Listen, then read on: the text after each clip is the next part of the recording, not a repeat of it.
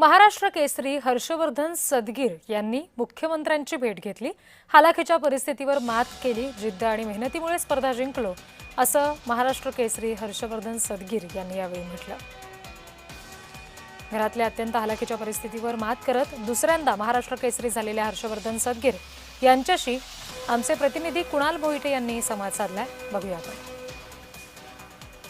आपल्यासोबत महाराष्ट्र केसरी हर्षवर्धनजी सदगीर आहेत। त्यांच्या हातामध्ये ही विजयाची गदा देखील आपण पाहतोय। काही वेळापूर्वीच विधान भवनामध्ये त्यांनी मुख्यमंत्र्यांची भेट देखील घेतलेली आहे।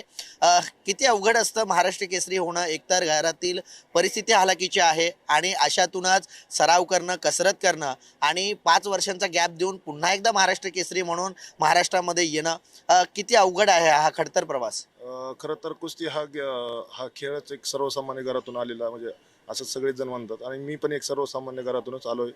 आणि महाराष्ट्र केसरी होण्यासाठी माझा खूप मोठा प्रवास होता। 2008 साली मी कुस्ती चालू केली होती। त्याच्यानंतर तब्बल मला 12 वर्ष लागले। 2020ला मी पहिली महाराष्ट्र केसरीची गदा जिंकलो होतो आणि त्याच्यानंतर मी पुढे कुस्ती खेळायचा म्हणजे सराव चालूच होता। परत दुसऱ्यांदा महाराष्ट्र केसरी होण्यासाठी मला त्याच्यानंतर परत 5 ते 6 वर्षाचा गॅप।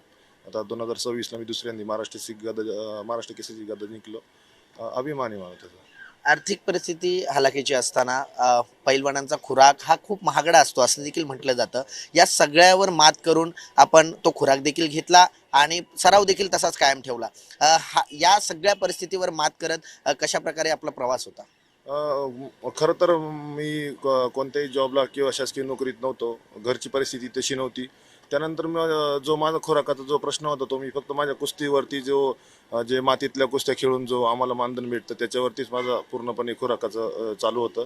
कारण असं काही आम्हाला मानधन वगैरे काही भेटत नव्हतं।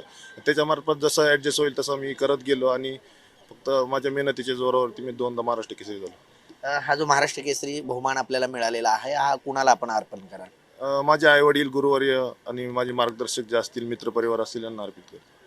व्हिडिओ जर्नलिस्ट सिद्धांत ओबाळेसह कुणाल भोईटे, जय महाराष्ट्र न्यूज, विधान भवन, मुंबई।